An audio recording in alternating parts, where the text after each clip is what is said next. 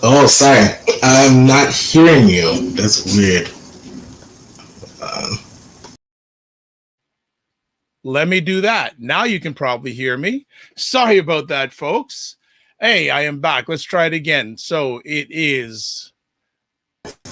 Get through. There we go. Jeez Louise. Technical difficulties. Yeah, sorry about that, folks. It is. So let me introduce myself. Well, let's say good morning. It is August 23rd, where we live. And I am Dr. Vibe, host and producer of the award-winning Dr. Vibe Show, the home of Epic Conversations.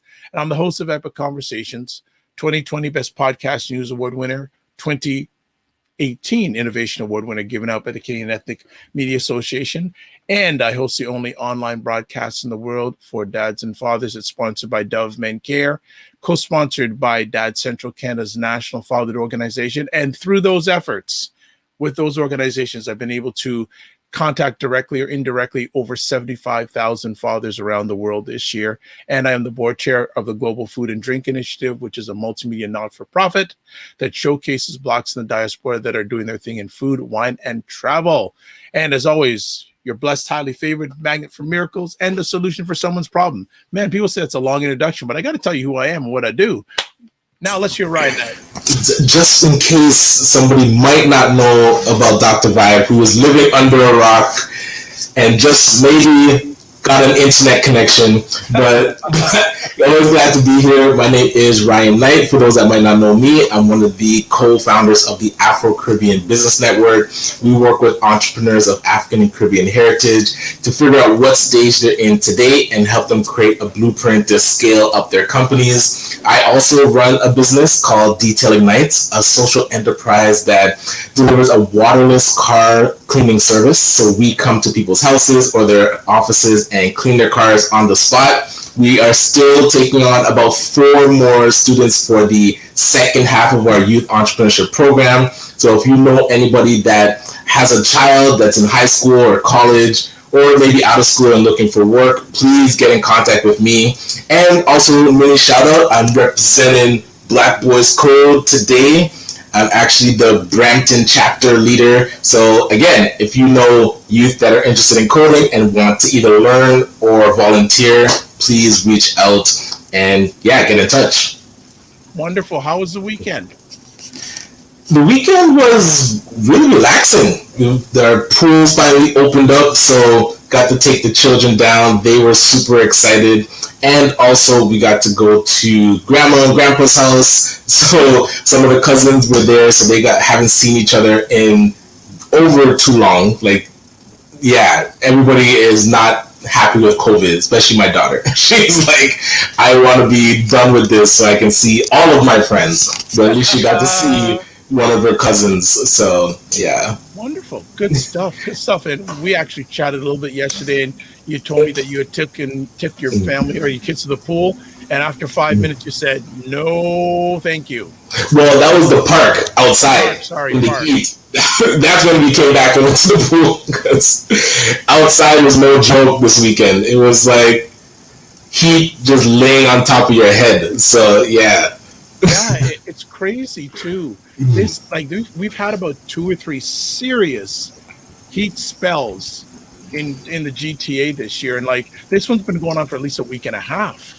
Yeah, and by the numbers, you wouldn't think it would have been like, because I think it wasn't even over 32, so they didn't call it a heat wave, but there is like the humidity or something just thick in this heat that, yeah, just made it feel a lot warmer than the actual thermostat would show.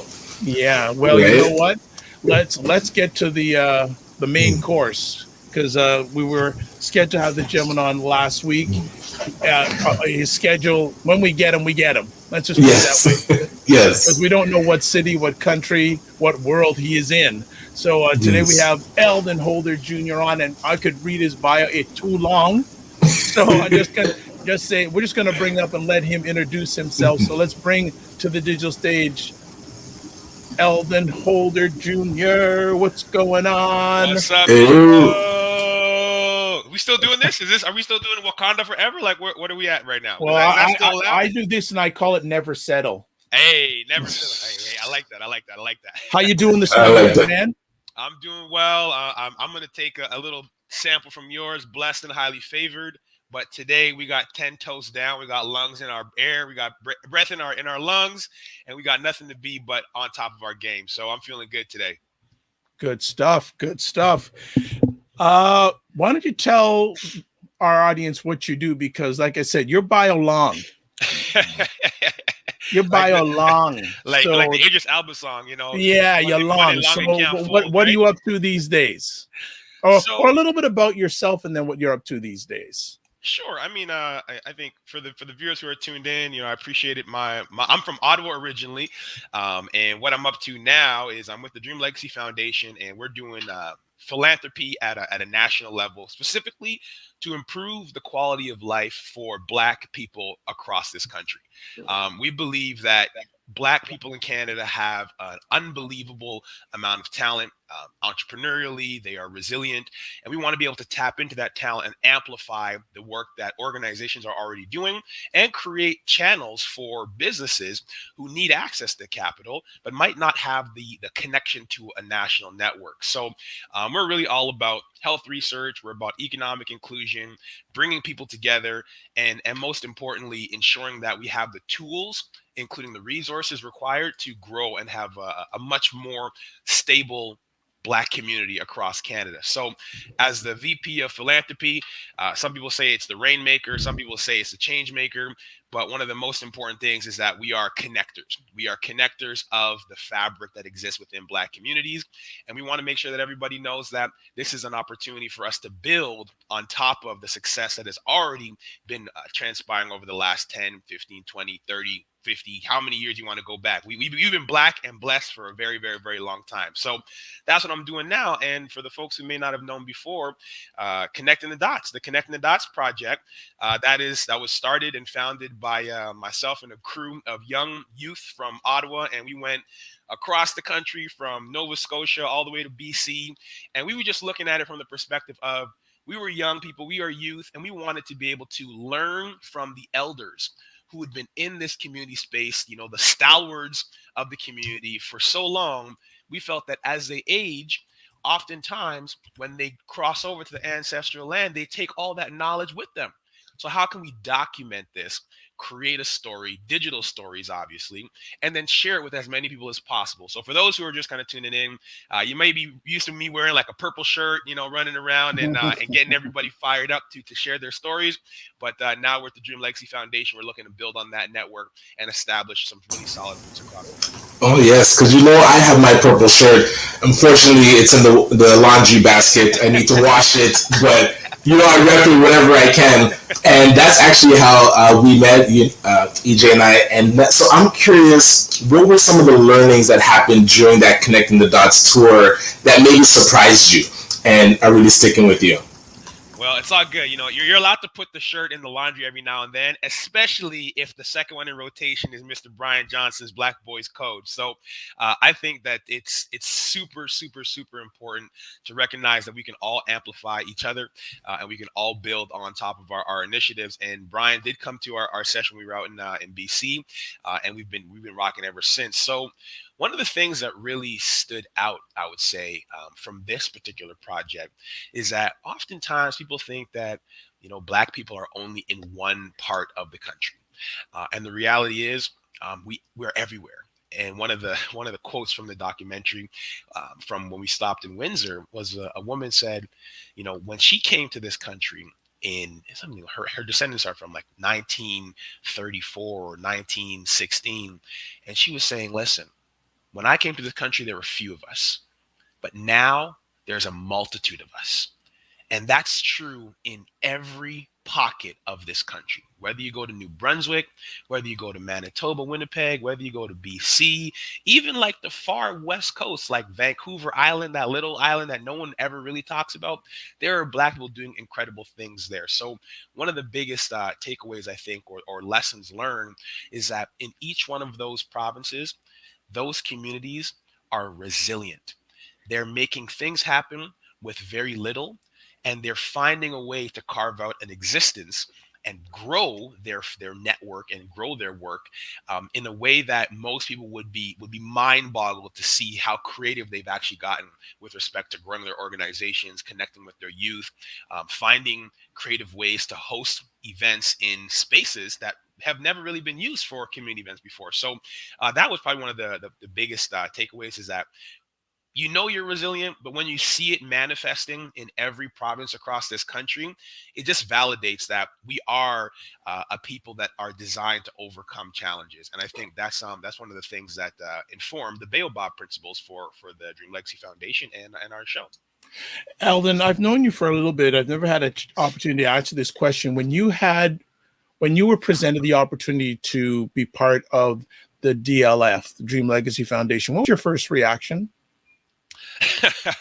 So it's funny. So Dream Legacy Foundation and Isaac Olawalefe, for those who are junior, that is, he's a junior like me. I don't know why he just put the J on his name. He found a way to scrub that out and just roll with Olawalefe.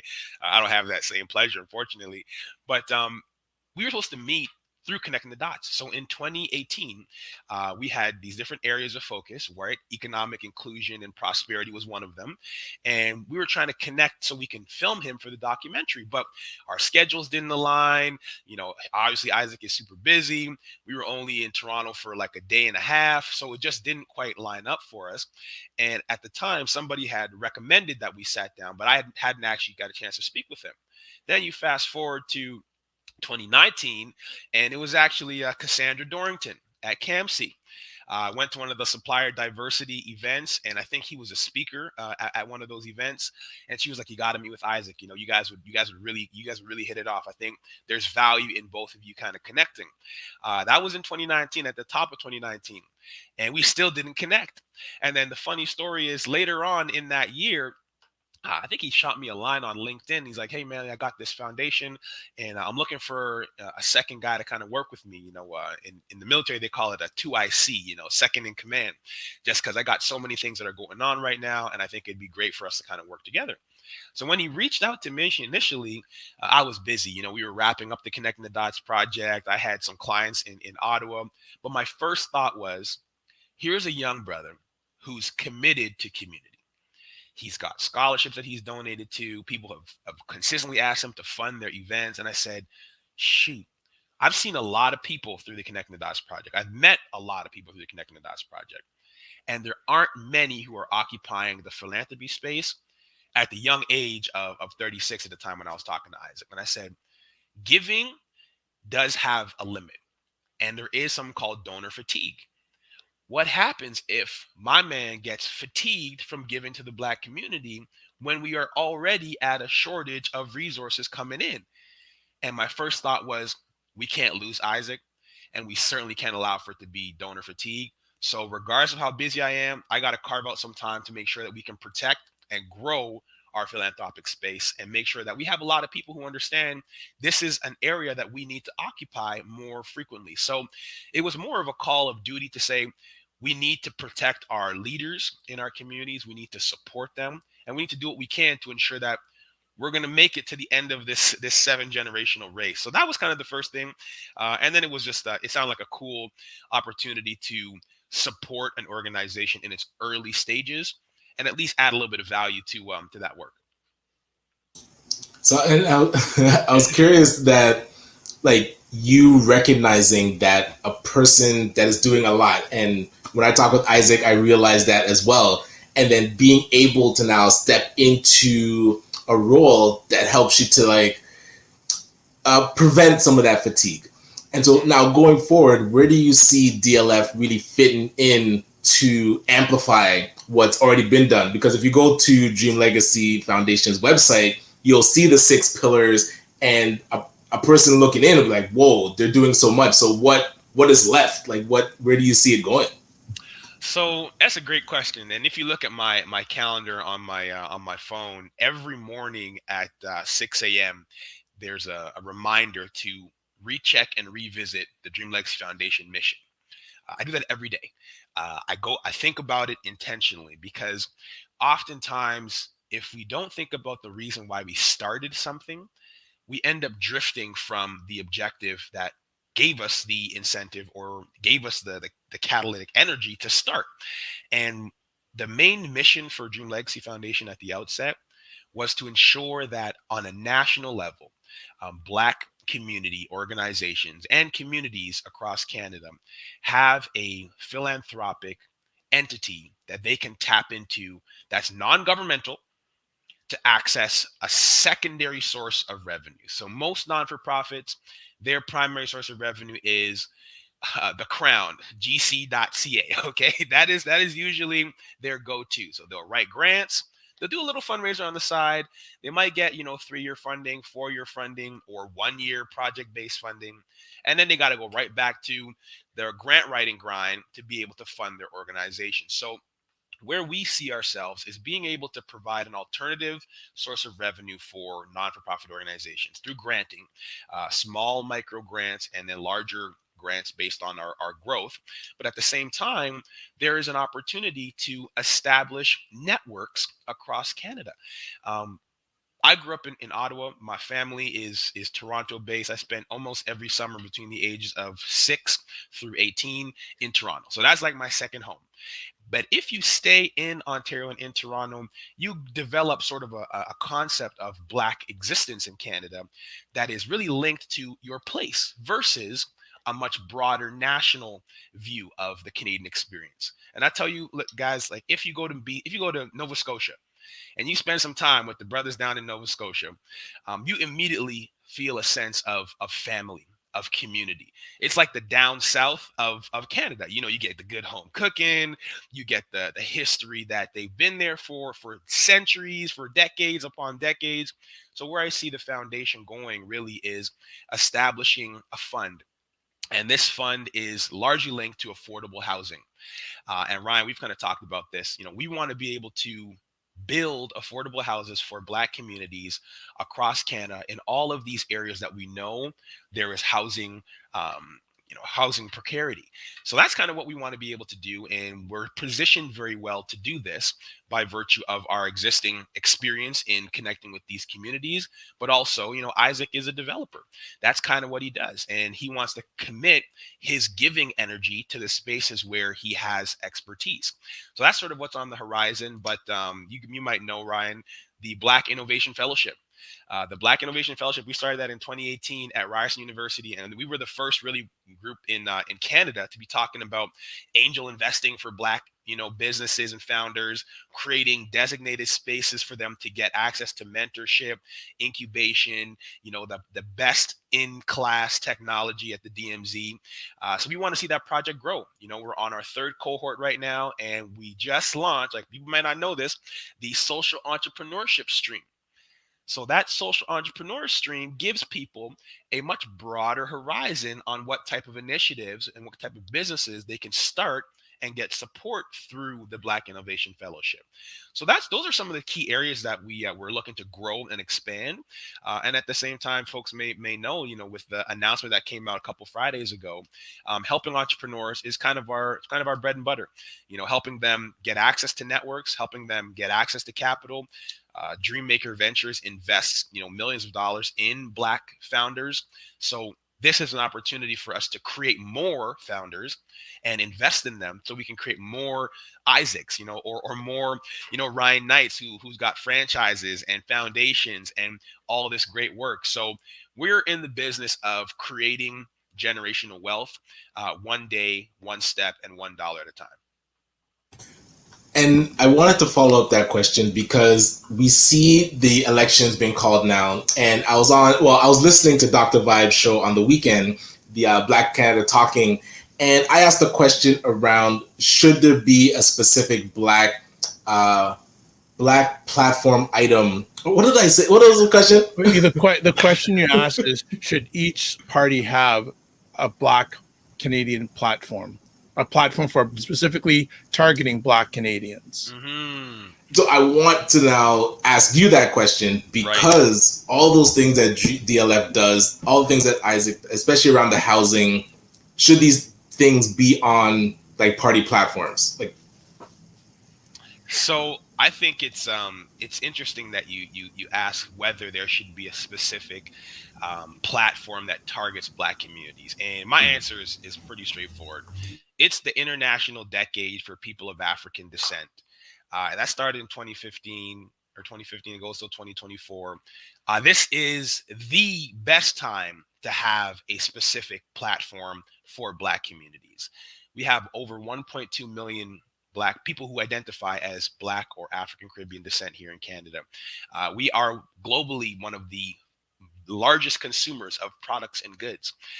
We have the influx. If you look at the number of people who are coming into Canada, a large majority of them are coming from the continent of Africa, whether it be Nigeria, whether it be Burundi. Those are all places that we have to be mindful of. So Black people in Canada are a distinct group of people. I'm not saying that we are distinct like Indigenous people. They are indigenous to this land, but our labor on this land is distinct and has been for centuries. So should there be a platform that specifically talks about the challenges that are affecting Black communities? Absolutely, because the issues affecting Black communities are not affecting all communities equally. Even if you lump it together as BIPOC, even within Black Indigenous people of color, Black communities still have a very distinct need. So I would urge most folks who are running for office in most parties, all of them, to be totally honest with you, to think deeply and critically about the Black life in Canada and how their parties are enabling the betterment of Black life or hindering the growth of Black life. So if you don't have an answer to that question, that means there's 1.2 million people that are going to go into a ballot box and check a box, and you haven't spoken to their unique needs, given the decade and the amount of labor that has gone into this country from Black life and the future generation. I was talking to somebody 2 weeks ago. Nigeria has a population of like 200 million, and they have a youth population that's like 75% or 65%. So think about that. 200 million people under the age of 30. 75 or 65% of that population. That means they're going to be growing way faster than we could even conceptualize as a population. And that is right in the motherland. So how could you not have a platform that speaks uniquely to Black people in Canada? Because we are the fastest growing group right across the world. So I think absolutely parties should have it.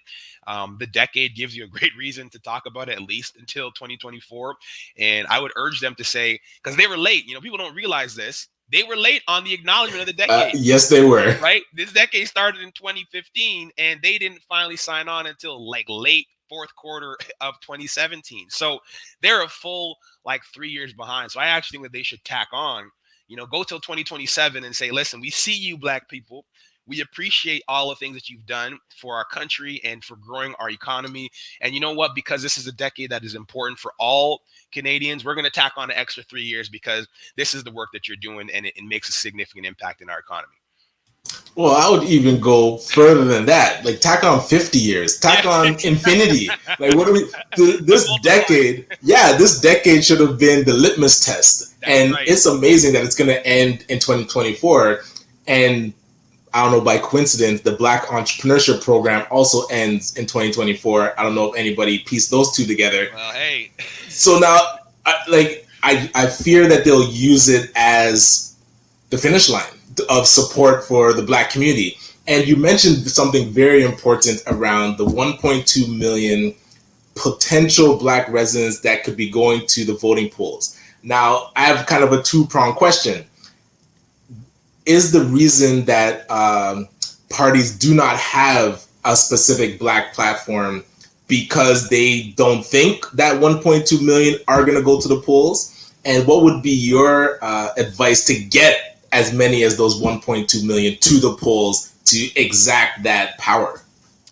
Wow, so that's a good two-pronged question. I feel like it requires a three-pronged answer, maybe even four. But I think the challenge with respect to acknowledging, or at the very least, specifically having a platform that speaks to Black communities, at least here in Canada, is that there are more than just 1.2 million people in Canada.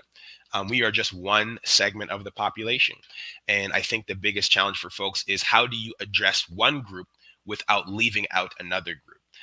It's partially why we umbrella everything under visible minority, right? It's much more broad to say we're going to help all visible minorities, but in doing so, you actually wash out the uniqueness at the granular level of each one of those communities. You know, the South Asian community has a slightly different need. You know, the Black communities, plural, have very different needs within them.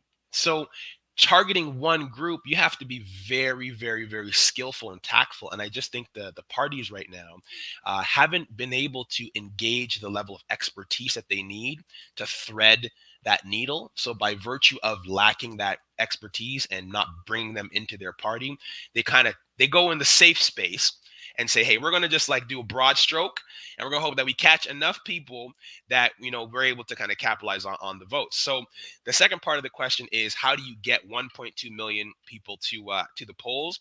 And if I had the answer to that question, I would probably be sitting in a very different position right now. Prime Minister. I would be like, I'd be like Mansa Musa, you know, the wealthiest man in the world, basically saying, I figured out how to get Black people to the polls.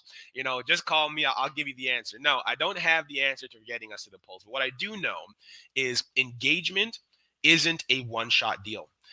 There is no silver bullet. You can't click one button and speak to all Black communities. You got to do the freaking work.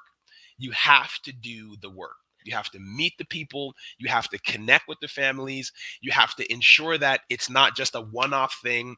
So in between elections, because you have to remember, this is actually a middle mandate, right? This wasn't supposed to happen right now. There was supposed to be another 2 years before the actual election kind of comes through.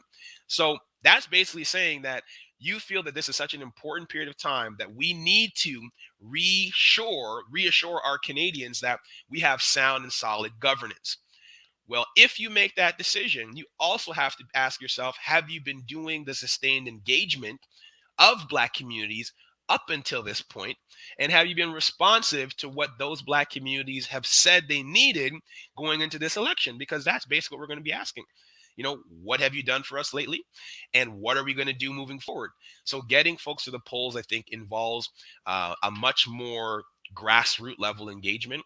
I think they got to activate young people. I think the young people here in Canada are incredibly engaged. They have such great ideas.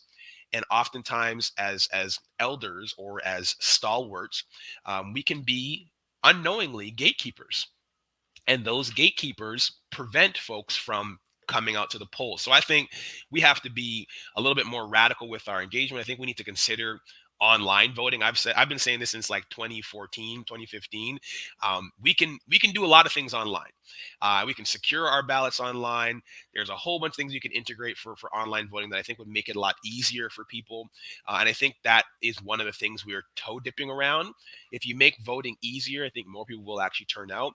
But if you make it uncomfortable or cumbersome, you're going to get that natural attrition and apathy. So I think these conversations that you guys are hosting here, Dr. Vibe and Ryan, are important to get people engaged and thinking about it, but communicating it in a way that's not like this lofty political, double speak.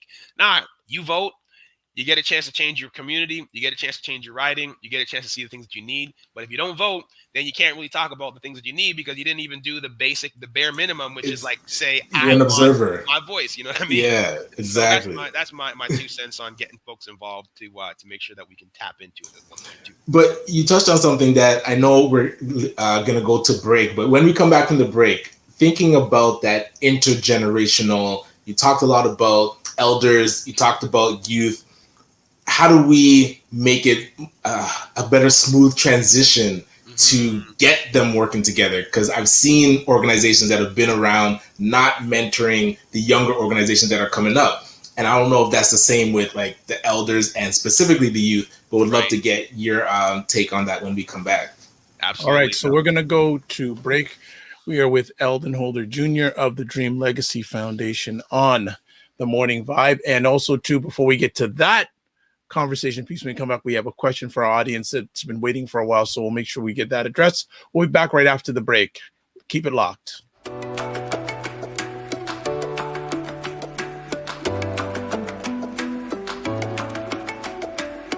Hi, my name is Ryan Oneil Knight, the founder of Detailing Nights and one of the founding members of ACBN Canada.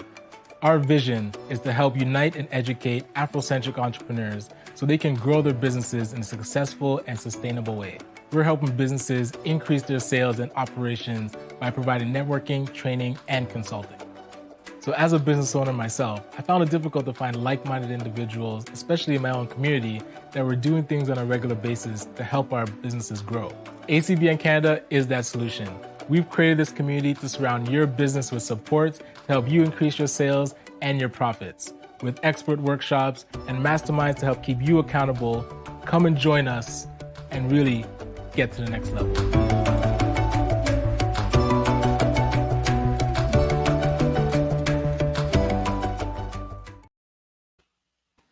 We are back on the Morning Vibe with Eldon Holder Jr. And he is taking time out of his massive, crazy schedule to join us this morning. And let's get back right at it. So, question from our most devoted follower supporter. Is your organization allergic to grassroots organizations in terms of funding new and existing projects? Great question.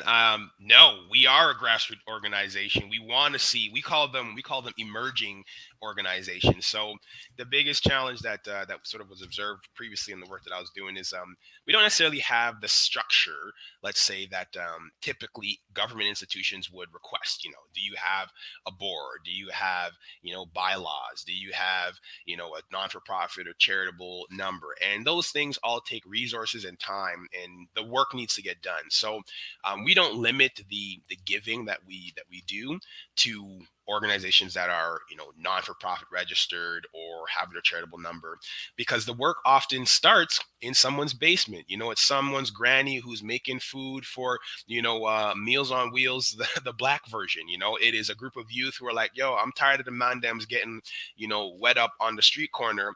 Let me go do something about it. You don't have an organization. All you have is like your own desire to improve and your own sort of community that you're trying to save. So we want to be able to support those groups and specifically have them be part of the solution, because that's where we all were. Before connecting the dots in Ottawa, we started a group called the Young Leaders Advisory Council. We didn't really ask for permission. We didn't have any business number or anything. We were just like, we need more young people. We're all the young people. We know where they are. All right, let's start an organization. And what I would say to Chris Lawrence is partner partner with organizations that have been around. That is one of the best ways for us to build capacity, share knowledge, and build humility along the way with some of these organizations who have been around for a long time and may have reached their capacity. And these new emerging organizations might actually be what's needed to help them get over that innovation hump. So the short answer is yes, emerging and grassroots, we do fund them. We do want to support them, even those entrepreneurs, but partner up with, the BBPAs, the Black Business Initiatives, the ACBNs, like link with these organizations and do your homework to find out how can I be part of what they're doing, because I think there's a lot of value in that. So that leads into my question from before the break. Now we're putting into the universe for people to reach out to said organizations. I will not repeat the specific name. I will keep the question broad to say, hey, they've been around for a while. You are new. Reach out to them and partner or collaborate. Right. What do we do when that request? Thank you. Or that request is not received at all, and it's like, or worse, I've seen they do accept the request. Right. They meet with you, smile and nod in your face, right, and then there's no action or actual partnership afterwards. So, and again, this I'm saying is the past. I feel like going forward that has shifted, but now how do we be purposeful to make sure that that actually happens? Or what have you seen that has been, because you guys went across the country and made those kind of connections, what's in place now that can actually get those partnerships in place? So that's a very interesting dynamic. And I've spoken to many people about this, about building trust within communities, building partnerships. And sometimes it's more difficult because there's trauma there. There is trauma that legitimately exists in some organizations, some individuals. And we try to protect our organizations from repeating that trauma. But if we've been hurt ourselves, we also don't want to be let down or hurt again.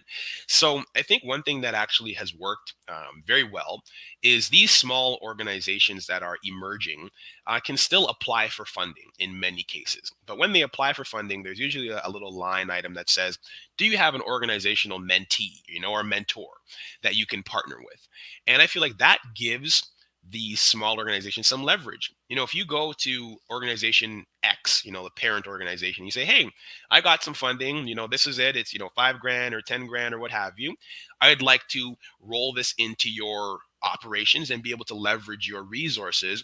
You're bringing something to the table that is of value because everybody needs, funding, but you're also saying that we can do this project without you, but we would much rather do it with you because collectively we can do a lot more than if we were to do it individually. So I think that's always a good place to start. But the other piece is, how often do we ask, what is it that others need? Typically we kind of operate through our spaces with 2 catcher gloves on and we're like, what can I get? What can I receive in my basket? I'm going to use that. Instead of the other way around, like take one of those gloves off. And why don't you throw something back to the community, like throw something back to these organizations, say, what is it that you need? Let them define that need and then see if your organization can support it or if you as an individual can support it. So that's the other recommendation I think will be helpful and has worked in other places where folks have just said, what do you need? How can I help? Instead of, here's what I need. Can you help? Those are 2 very different ways to phrase that. If I had known that term, when I speak with Isaac, I'd be able to say, you're actually out there with 2 pitching hands. You're just throwing and not actually catching. And that's where I was happy to see that DLF got the funding through the ecosystem fund. Okay, I'm going to interrupt because you're reading my alleged mind. So people who are watching now it's my turn. Since Ryan wants to be the media star, now it's my turn. So ladies and gentlemen who are watching this live on the replay, you are looking at 2 gentlemen from 2 of the organizations that received or have been promised, let me put it that way, has been promised money from the Black ecosystem. Gentlemen, what was your reaction when you found out that information? Wow. Listen, to all the organizations that had applied, and I think there's more coming, to be totally honest with you. This is just like the first announcement that they made. Well, hold on. That depends on certain things too. Yes, there is Okay. a caveat there. There's Thank a you. caveat. September There's 20th. election, Thank you. All right. There is your books got to be in order. There's a whole bunch of things. But if all things go according to plan, I'd like to see even more organizations be able to work in this fund. But the reaction was, it was honestly a reaction of gratitude. It was an immediate sort of sense of, now we can do much more. We were already doing a lot with very little, and often raised through grassroots just giving and individual contributions and pro bono time and in kind and all that kind of stuff. So now the real feeling was like, that's our ancestors' money anyway. It's about time that you give us this fund so we can go and do what we need to do to help our community. So it was gratitude, but it was also like, it's about damn time. Like, let's get moving on this. So that's how we kind of felt. I know you, Ryan. How did you feel? Because I know you've been shaking the cages of a lot of doors for a very long time. Yeah, I feel like DLF was an automatic. If your organization's name wasn't on that list, a button was going to get pressed that would carpet bomb all the politicians. For ACBN, I feel like we're babies in this game. So being able to now be on that list, for me, felt not just gratifying, but like a sense of relief, where it's like, okay, I feel like we have done enough to get the approval. Now it's in God's hands for them to actually get the money into our bank, but we did enough to get the approval. And I feel like our journey was a lot more rocky. I actually don't feel like we were intended to get the money until I started opening my big mouth. And I was like, listen, I am watching and observing, and I'm willing to get loud if ACBN is not part of these approvals. Right. Like you said, shaking the cage isn't typically my approach. My approach is usually just observing. Hey, I might see something happening over there and talking about it. But when the government started talking about entrepreneurship and economic development, now you're in the space that ACBN is in. So I'm not just going to be observing, I am participating. And because we were part of the consultations before it even launched, and we were part of it when it launched, and then we're organizations that can support entrepreneurs, we're like, we have to be involved. Like, I can't sleep properly if we're not involved in something that can support entrepreneurs. So that's where my mindset was. And now I know how much we were doing with so little. When we talk about, like, bootstrapping and running lean, that is ACBN's credo. Right. But now being able to go into this application with other orgs, and we brought in, I think, 4 organizations that we partnered with, they're going to get some resources to now run their orgs. So it's not about ACBN anymore. It's about 5 of us that could say we can now do more with resources to actually pay our EDs. We did a survey of about 60 Black organizations. 95% of them do not pay their executive director. Wow. 80% do not even have a project coordinator. So these, and I think DLF was going for a while without an ED. These are things that are foundational to running at an optimal level. And we're seeing our organization aren't. And you wonder why the government hadn't been supporting us from before. But again, I'm willing to leave that over there and then now move forward with saying, okay, we're on a different path now. So what does fully resourced look like for DLF? Because you guys are at a different level than ACBN. I think we have like 2 pillars and you have 6. So does this money actually put you in a position to now execute what is in the vision, or should it have been an extra 0 at the end of it? Well, I think there's always room for growth and additional resourcing. I think one of the ways that we're really excited about this is that it allows for us to create more jobs, really, to create more opportunities for people in our community to tap into the work they probably always wanted to do. You know, we can hire some project coordinators, some project managers. We do a lot of youth engagement, and oftentimes youth engagement gets built into our pre-existing programming. So this just allows for us to create, you know, some summer student opportunities and a whole host of things that would have had taken place in the next 2 or 3 years. Now we can speed up the timing on that. But I think the other aspect is media.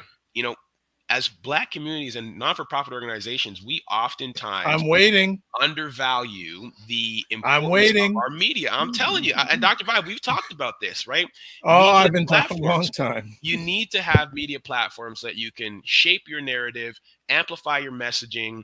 It's part of the reason why, you know, we started this series in July, the Win With Us Wednesdays for Black entrepreneurs, because we said, listen, nobody's going to be out here writing the story about our Black entrepreneurs and telling us what our Black entrepreneurs are doing. No, we're going to tell you what our Black entrepreneurs are doing because we know them, we are them. So we're going to tell our own stories. So I think one of the things that we're really looking forward to is being able to support media platforms like BIA Media. You know, shout out to my boys on Gatineau, Luc, Damonville, Je te vois mon chum.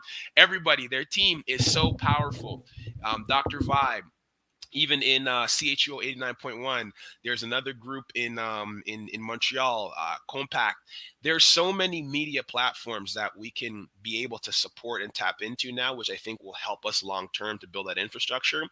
So that's one of the things we're really looking forward to, is being able to see how can we, you know, establish the media underbelly, the pillars that's going to live long after, you know, 2024. And that's really one of the things that I wanted to tell folks on the show.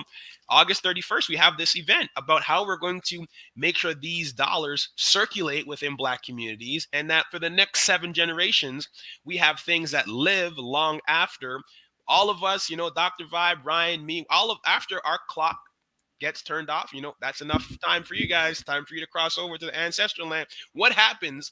What is left? What are those pillars? And that's what we're really excited about building, is exactly, Chris, the infrastructure, baby. That's it. Building the infrastructure. Let me ask, going back to the announcement, how much have your phones been ringing since that announcement? I don't know, Ryan. I feel like you got a hotter phone than me. I just put it on mute and unread. Yes, because the ACBN line comes to me and to our project coordinator. So yeah, people have been, our website hits actually have gone up a lot. Good. And now people calling us to say, Good. I need to tell me more about ACBN. So I feel like I've been pitching ACBN a lot more over the past week to say like, hey, this is what we've been doing, not what we're going to be doing. Exactly. And that's where I wanted to differentiate from. And DLF, same thing. This isn't new to us. Like, we had been doing this work. I mean, Black Innovation Fellowship has been around. It's not new.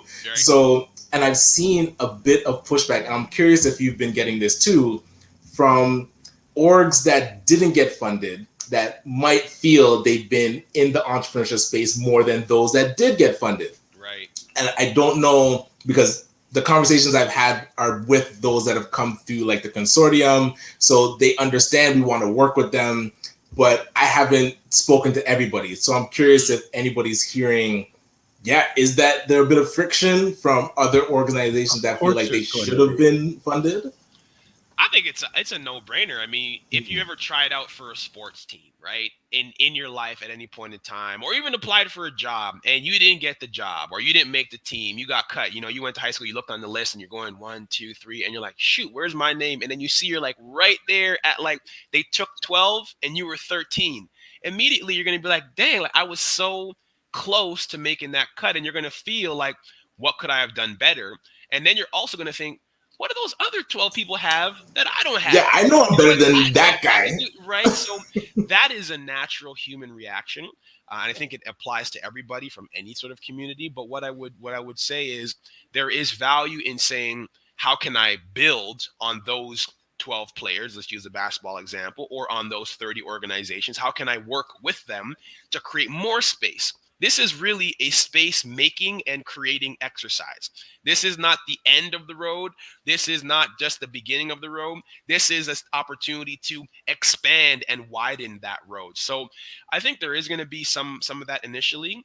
We haven't received too much because folks kind of like, we basically were excited to tell the folks that we work with, like, hey, we finally, after all the scratching and clawing and lobby days and writing policy briefs and writing, press releases, finally the government decided to give back our ancestral dollars so that we can actually do what we need to get done. So we haven't received too many calls, but I think it is a natural human instinct to go, oh, that person's not really doing the work, they're just faking or frauds or whatever.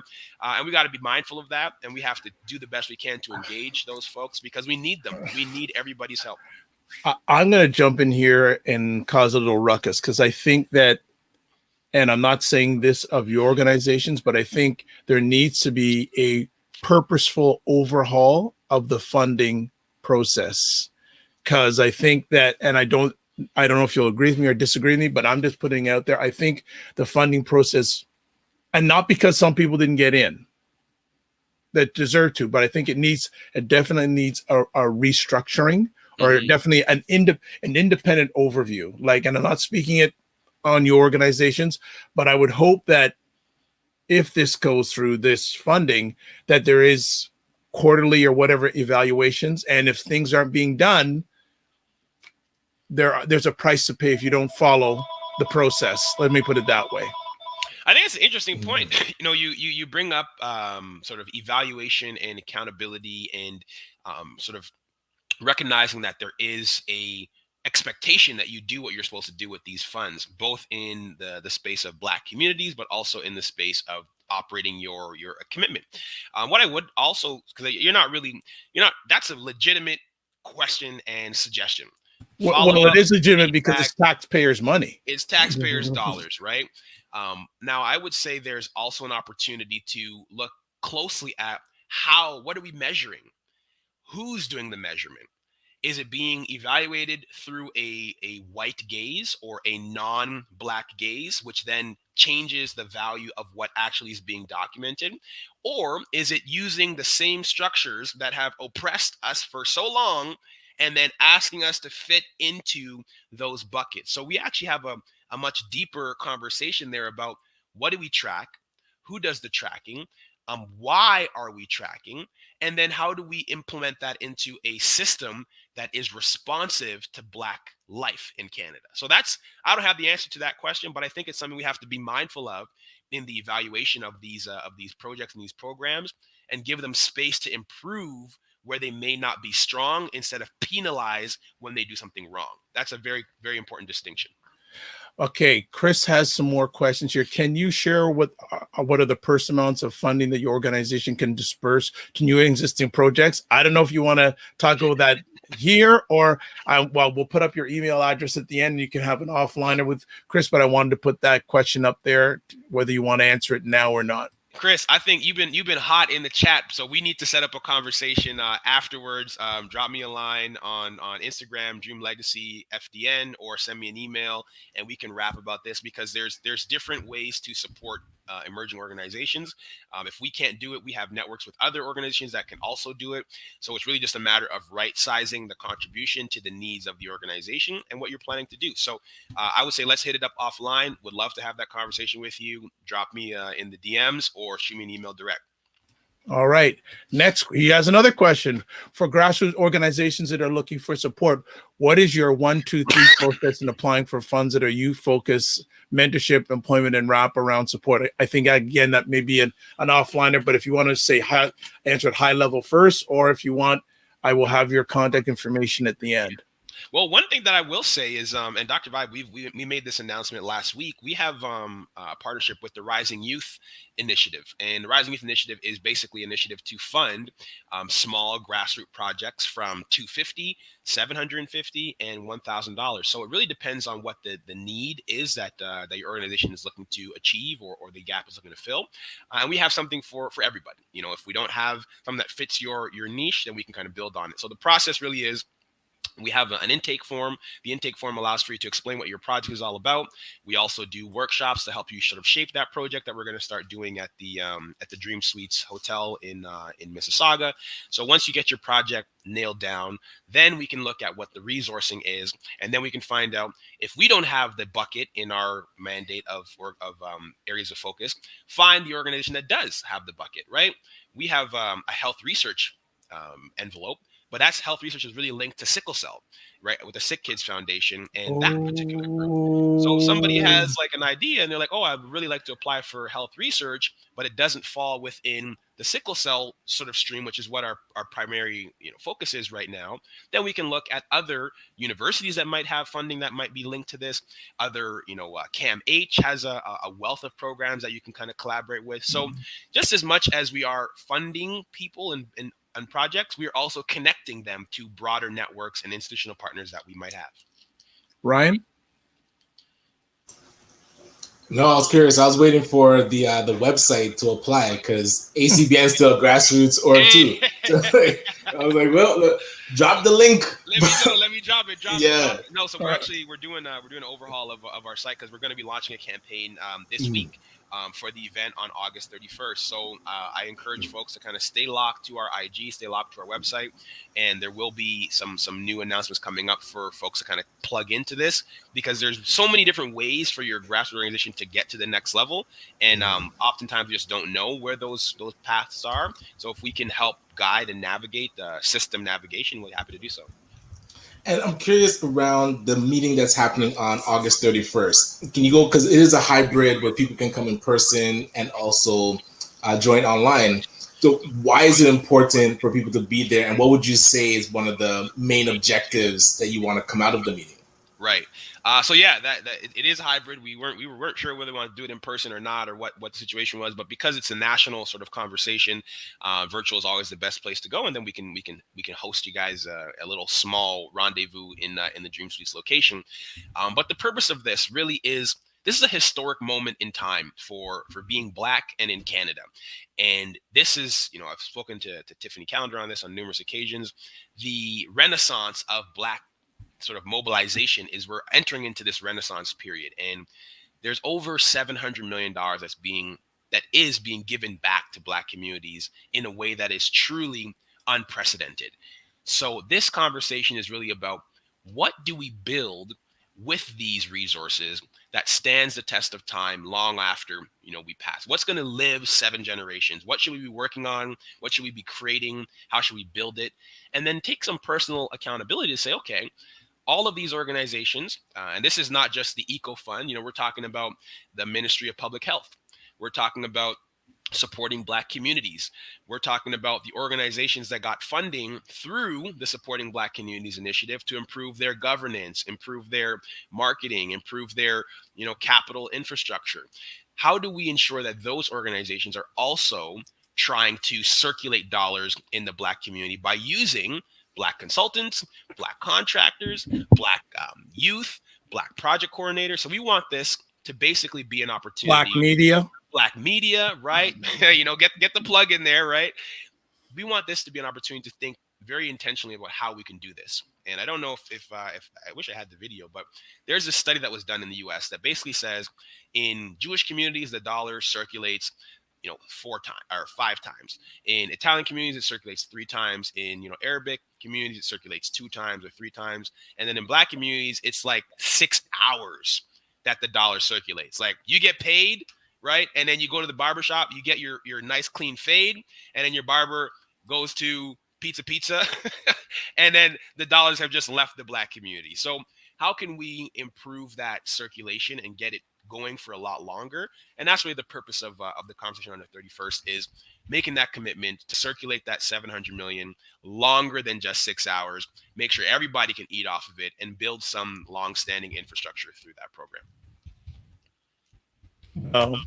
And it's interesting you mentioned that about that. We haven't had a chance yet, but a few weeks ago, there was a study released in the United States saying that the wealth gap between Black Americans and white Americans is getting greater. And especially in regards to college students. And what's happening is Black students graduating from college have so much college debt. Yep. That they're not able to catch up or even become part of the middle class. And it's actually widened the wealth gap in the United States between Black Americans and non-Black Americans. And I think it's probably the same case here. I would certainly I would jump on the bandwagon to say it probably is the same case here. You know, we have a little bit cheaper education in Canada, or more affordable, I should say, for some, and we have some other supports that are slightly different. But I think there is a generation that's being left behind. You know, there is a study that basically said this is the first generation that, since the baby boomers, are actually going to do worse than their parents, worse off than their parents. That means they're going to have a harder time buying homes, a harder time clearing off debt, a harder time finding jobs, a harder time starting and growing a family. That tells you something, that obviously we're doing something that's not generating progressive growth for those communities and for that generation. I just want to interject. I think we've been trying to do the same thing for too many years, and we're not getting the right results. I think we have to have a change. We have to change our narrative and change our paradigm. And Associate Mind, she really, and one of our supporters here too, Alethea, says a recent study shows Black women have more degrees than non-Blacks, but have less employment opportunities. Absolutely. Yep. It's very, very Facts. true. But all of us do live in Ontario, and Associate of mine, she's very much into real estate, does her own consultancy in real estate. And she did a post the other day, or shared a post on where you can get a $200,000 house in Ontario. You know where? Way up near Hudson. Yeah, up there. Up there. It just So goes I to think show you, right? That's how far you got to go. You got to drive up So to the true. Sudbury and beyond to be able to have an affordable home, right? I want to ask both of you, how important is economic stability to the future of Black Canadians? Well, for me, I feel like out of the 5 pillars, there's like economic, health, education, justice, and social. The other 4 can be supported by economics. So if we build up our economics, it can then kind of have that ripple effect to support the other areas. But again, each person in each pillar will say my pillar is more important. So ACBN talking about the economic pillar as the most important is kind of biased, but I haven't seen the contrary, where if we're more educated, will we make more money? Alethea is saying that's not the case. Right. Black women have a lot of degrees. A lot of our Black people have a lot of letters behind our names, and it's not translating to more money. If we're more healthy, will we make more money? I don't know. Each of those pillars too. Oh, sorry. Are you talking, Dr. Black? It was on mute. Okay. Yeah. I would just edit, Yeah. not more money, we need more wealth. Mm-hmm. There's a difference between Abundance. money and wealth. Right, but you need resources to be able to invest to develop wealth. Getting back to my economic foundation, Right. though. So yeah, I think I agree. I think economic stability and inclusion is important, but looking at the social determinants of health, if you cannot make it to work, then you are not in a position to necessarily contribute to the economic engine that is Canada. So oftentimes we are overworked, underpaid, which usually is a recipe for burnout. Once you burn out, then you got to go on the sideline and someone needs to tend to you while you are in that debilitative state. So I would really push back and say that as much as the economic stability is important, there is a missing conversation about where does economics and social determinants sort of intersect, right? And that's really the socioeconomic standpoint. So I would say for Black communities, we contribute a lot to the GDP here in Canada. We are importers, we are But exporters. we don't contribute to our own GDP. We don't necessarily contribute to our own GDP per se, but we are massive contributors to the economic success in this country.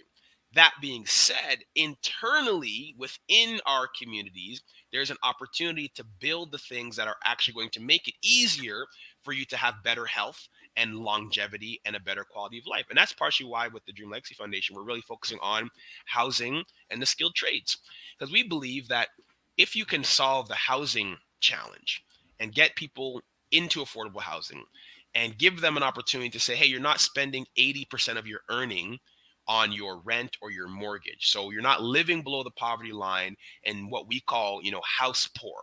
We're actually saying, no, here's an affordable option for you, which allows for you to live comfortably in that home. And you still can start a business. You still can support your family. You still can support other businesses. And then you have to worry less about the roof over your head. So people would argue and say, well, is that economic stability? Yes, it really is. And does it help your overall mental health? Yes, it really does. If anyone's not tuned in and knows what it's like to feel like when the end of the month is coming up, you got to pay your rent or pay your mortgage, and you have more month than you have money, that is a very stressful position to be in. And if you can mitigate that and eliminate that stress, then we can actually get closer and closer to our true economic power as Black communities. So Chris is saying your entrepreneurship is an ecosystem that needs to be looked at as a means for us to build our infrastructure. I agree with that. 100%. It's the underpinning. It's the machine that helps most things churn. So that's sort of my thought process on economic stability. I think it's important. And I think having economic relationships with different parts of this country is also important. And we're not necessarily tapped into that. We're kind of focused on our interior pocket, but not thinking, hey, what could I possibly offer to Nova Scotia that they might not have, that they could also offer me here in Ontario, that we can have an interprovincial trade relationship, i.e., hey, Black Wall Street. Exactly. Mr. Ryan, any more questions, comments? I'm curious, who is the intended audience for the meeting on the 31st? Like, putting a call out right now, like who, if you're able to get this word to them, should be at this meeting? Yes. So I think if your skin is melanated in any way, shape, or form, if you can trace back your ancestry to the motherland and the continent, then you are 110% invited to this conversation. There is no barrier to entry other than, do you live and work and have a vested interest in Canada? Does your skin have melanin pigmentation? And do you have an aspiration to spend $1, not millions of dollars, $1? If you have $1, even if you have a fraction of $1, you can circulate that in Black communities. So this is really for everybody to kind of tune in, contribute. And we have a couple giveaways that we're going to be giving away for the person that comes up with the most creative way of circulating dollars in Black communities. This is a creative conversation, but it's also a call to action so we can keep each other accountable and really think about how we can be part of that change of circulating those dollars within Black communities and amplify that. So if you meet those criteria, interested in Canada, you got melanin in your skin, and you have at least not even $1, like a fraction of $1 that you've ever spent in your entire life, tune in August 31st. I dropped a link in the chat. There's going to be a post that goes up on our Instagram later on this afternoon. Get your ticket because there's only so many spaces, and we really would love to have as many people tune in as possible. Ryan, are you going? Oh, yes. I got my in-person ticket, and I sent the tickets to my team for the online. So 100% I will be there. Okay. Yes. All right. That's good. So Ryan's already there. And I'm going to put, and let me just see if I put the event link on each one of, I'm putting it in each one of our platforms. I'm also going to put it in on the screen right now. Yeah, it might be long to fit it, but it's all right. We'll find a way.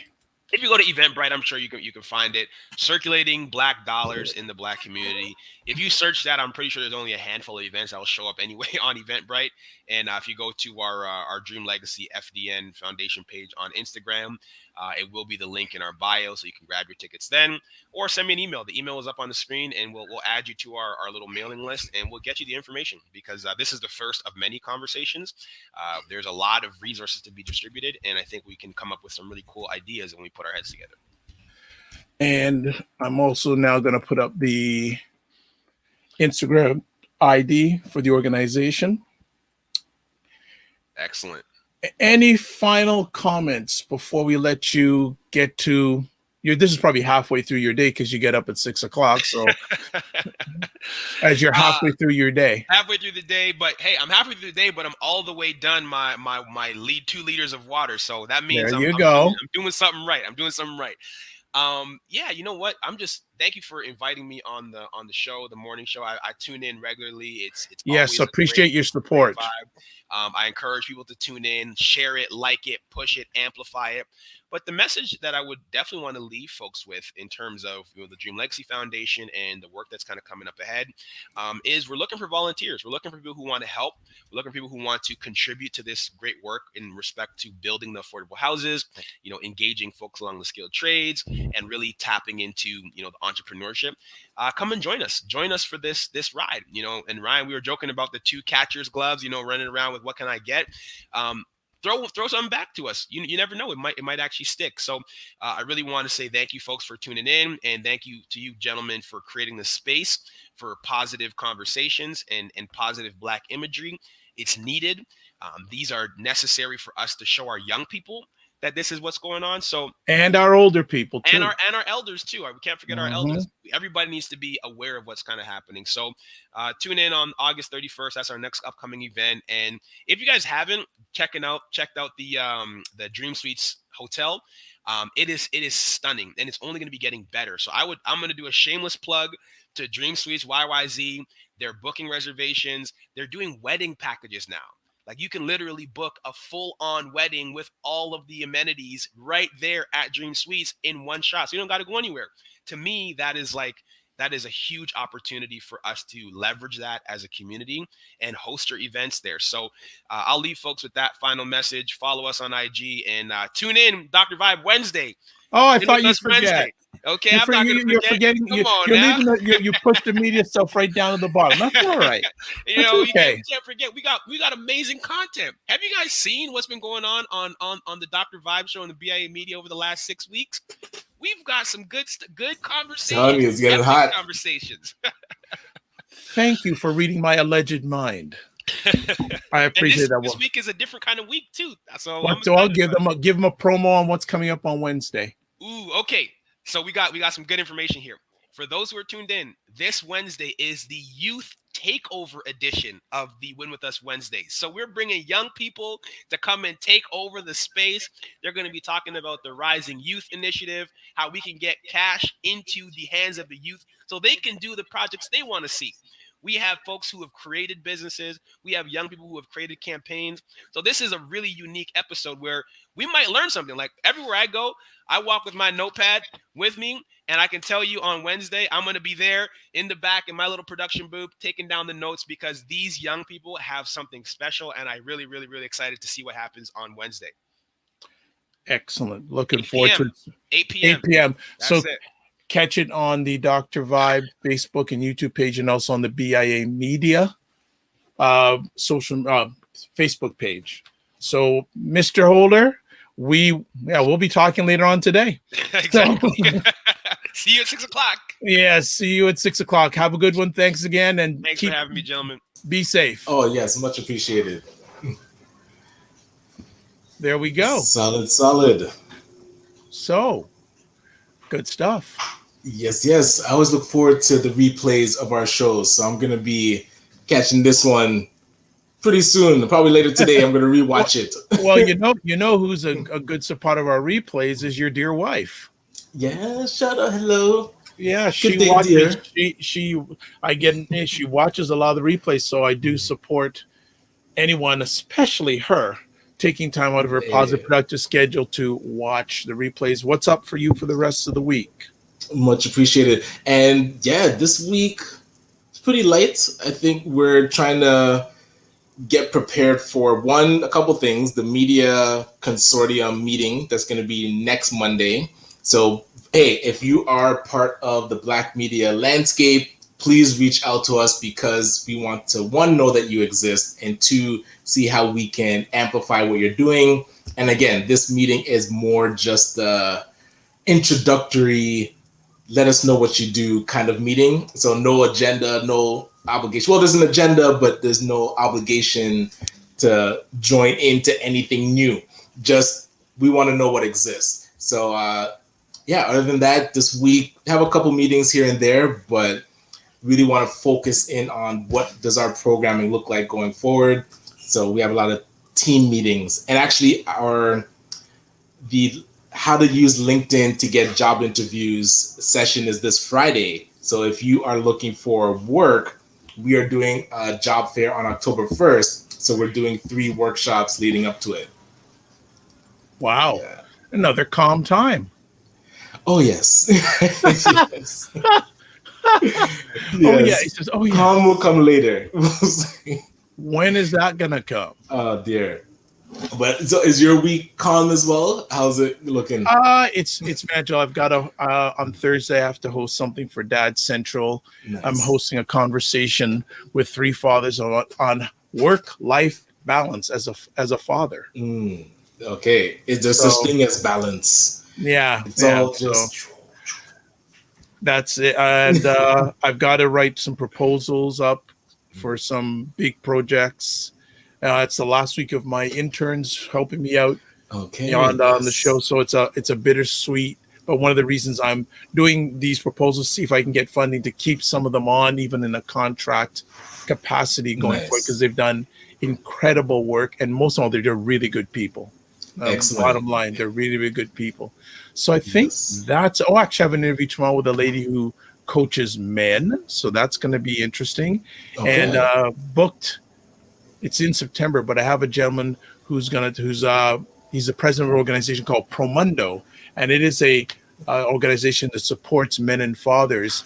And he wrote an article about why paternity leave is important, and also his organization every 2 years they do a State of the World Fathers report. Oh wow!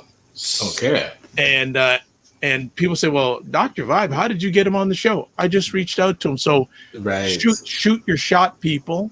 Exactly. Shoot your shot. I want to encourage you to shoot your shot. Yes. Very, very important. But other than that, I know there'll be a lot of things going on. I want to leave with a word today. So it's very short. Do you make others better? So leadership is a process, not a position. It's the work of a lifetime. It's about working to get a little bit better today than you were yesterday. Because when you do, the people around you do. And that is a leader's only job. On that note, would like to say, live your life as a dream. If you can dream it, you can make it. Sometimes you have to get small to get stronger. Block assumptions and aim bigger, aim better, aim higher, aim wider. Love, faith, and respect. And remember to give yourselves grace. And in Toronto, make sure you are somewhere cool for all this week, because it's not getting any cooler out there. So if you don't have AC, someone said to me the other day, have a bucket of ice and put it over your head. We'll see you on Friday, folks. Thanks for everyone who was watching today, Chris, Alethea, and others. Whether you watch it live on the replay, it's appreciated and not taken for granted. God bless, peace well, keep the faith, and walk good.